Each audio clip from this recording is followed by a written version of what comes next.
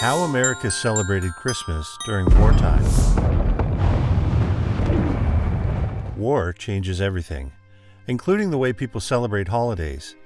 Christmas is no exception. During wartime, the festive season often takes on a different and more somber tone. Throughout its history, the United States has faced several major conflicts, such as World War II, the Korean War, and the Vietnam War. Each of these wars brought unique challenges to how people celebrated Christmas. In this video, we'll explain how families coped with separation, rationing, and the harsh realities of military life during the holiday season. Along the way, we'll share some heartfelt stories from those who lived through those times. So, let's dive in. Christmas during World War II. Fear and determination marked the first Christmas after the attack on Pearl Harbor in December 1941. Americans rallied around the war effort while trying to maintain their holiday traditions. Decorations were put up in homes and communities, but the atmosphere was tinged with anxiety about loved ones fighting overseas. As sociology professor Pam Fries notes, families were in survival mode, making it difficult to celebrate as they had been doing in previous years. Things were tough for women. As most of their fathers and husbands were out in the battlefield, they suddenly found new responsibilities on their shoulders. They effectively became the head of the household, and many of them had to take up jobs in factories to make ends meet. All of this while taking care of the kids at home. Meanwhile, the men who were fighting in the fields found themselves surrounded by their fellow soldiers instead of their families.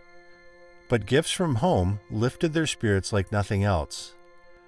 The Army and Fleet post offices worked hard to deliver these presents promptly, but the sheer amount of mail and vast distances made it challenging. Families were encouraged to send Christmas packages between September 15th and October 15th, and the Navy limited package weights to under 5 pounds. Even so, many servicemen, especially sailors at sea, didn't receive their packages until months later. While some gifts like candy, cookies, and warm socks were both appreciated, others like neckties and cologne left them puzzled. The armed forces made a special effort to serve holiday meals whenever they could. Soldiers stationed on ships or at fixed bases, whether at home or overseas, often enjoyed elaborate feasts featuring turkey, ham, and all the trimmings. Even on the front lines, kitchens worked to provide turkey dinners. That said, during Christmas 1942 on Guadalcanal, troops were grateful just to receive an orange and a warm beer.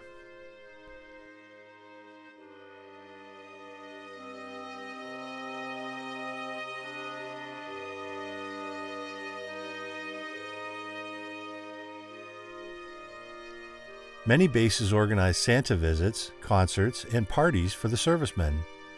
Americans also frequently hosted celebrations for local children. For instance, airmen from the 94th Bombardment Group, stationed at Bury St. Edmunds, held a large party for British orphans.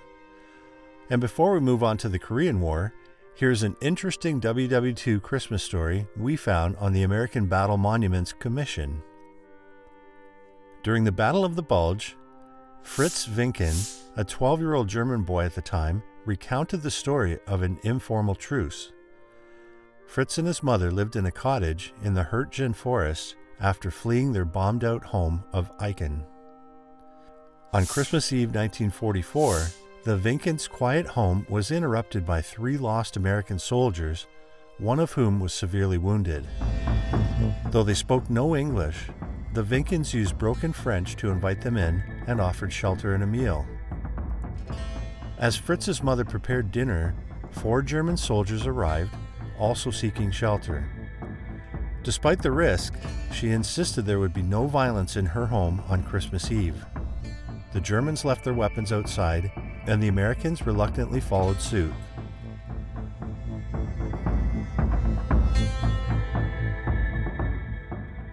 The two groups shared a tense but peaceful meal, with the Germans contributing bread and wine to the rooster and potatoes.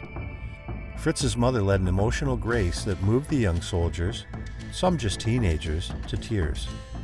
At midnight, they stood together under the sky, briefly united as they gazed at the Star of Bethlehem. By Christmas morning, this informal truce ended, and the soldiers departed peacefully, returning to their respective armies. Christmas during the Korean War. The Korean War from 1950 to 1953 brought new challenges for American families trying to celebrate Christmas. Many soldiers were stationed far from home in harsh conditions. The emotional toll was heavy as families faced another holiday season apart from their loved ones. Letters continued to be a lifeline for those serving overseas. However, the realities of war made these communications painfully difficult. Similar to WW2, rationing was still prevalent during the Korean War. Families had to ration their holiday meals accordingly. Traditional foods were scarce, and for that reason, many households opted for simpler dishes that could be made with limited ingredients. This scarcity did not diminish the spirit of giving. Rather, it encouraged families to be resourceful and creative in their celebrations.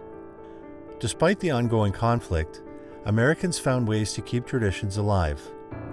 Local communities organized events that brought people together to share in holiday cheer. Churches played an essential role in providing support and organizing gatherings where families could come together to celebrate. The emphasis on community helped cure some of the loneliness felt by those separated from their loved ones. Some stories from the veterans of the war are quite interesting, to say the least. So let's take a look for some insider knowledge of those times. Martin Farricker, a Korean War veteran, recalled a Christmas in Korea where he was cold and homesick, dreaming of his family and holiday traditions. His spirits were lifted when Armed Forces Radio offered him a chance to send a recorded message home. Note that such radio comms were not easily available to the everyday soldier. His family was informed and gathered to hear him on the radio, which became their most cherished gift that Christmas. Another veteran, Philip Kinsella, remembered attending a Christmas Mass in 1951 with his unit in Korea, presided over by Cardinal Francis Spellman. The Cardinal's personal warmth left a lasting impression on the soldiers. A few days later, Kinsella's mother, watching television back home, was surprised to see footage of her son and the Cardinal. The unexpected sight of him so far from home became her most treasured Christmas gift that year. Norman van Valkenburg recounted a challenging holiday season in 1952 when he and his wife Dot were struggling financially as newlyweds. To their surprise, they received a government check for $495 as retroactive combat pay for his service in Korea. The unexpected windfall was utter joy for them. His wife bought a maternity dress, and he took her out for a rare dinner at a fancy restaurant, the former a necessity and the latter an indulgence. Christmas during the Vietnam War. The Vietnam War of 1955 to 1975 was marked by widespread protests and division within American society. As soldiers fought overseas, families back home grappled with conflicting emotions about the war. Christmas during this period was often overshadowed by political strife. However, many still sought ways to celebrate amidst uncertainty. For those serving in Vietnam, Christmas was particularly challenging due to the tropical climate and cultural differences. Many soldiers missed traditional holiday foods and festivities. Efforts were made by military organizations to provide special meals and gifts to troops stationed in Vietnam. However, these efforts often fell short due to logistical issues. As with previous wars, letters remained an essential means of communication between soldiers and their families during the Vietnam War. These letters often expressed longing for home and reflections on what Christmas meant amid the chaos of combat. Families also sent care packages filled with treats that reminded soldiers of home, cookies, candies, and other goodies. During the Vietnam War, many men and women found themselves spending Christmas in an unfamiliar setting of a tropical jungle. For some, it was their first time away from home during the holidays, or ever. Instead of wearing winter coats, they donned flak jackets and heavy metal helmets. In place of warm boots, they wore combat boots to navigate the jungle while avoiding booby traps and punji sticks. There was no ice to scrape off the ground, but they made sure to keep their rifles close at hand. It was war, and the cold they felt was an entirely different kind. Back on the home front, Community support remained crucial for families coping with separation from loved ones. Many churches organized events where families could gather to share stories and support one another during this challenging time. The spirit of giving continued as Americans donated gifts for soldiers overseas through various organizations. War Hawk Air Museum has an interesting story of a veteran from the Vietnam War. By Christmas Day 1967, George Alton had been in Vietnam for only 2 weeks. Stationed in Su Chu, just southwest of Saigon, he had recently turned 20, having arrived in the country at 19. On Christmas morning, George attended a Christmas service and later joined his fellow soldiers for a turkey dinner in the mess hall. They spent time reminiscing about home and sharing thoughts on what their families might be doing to celebrate the holiday.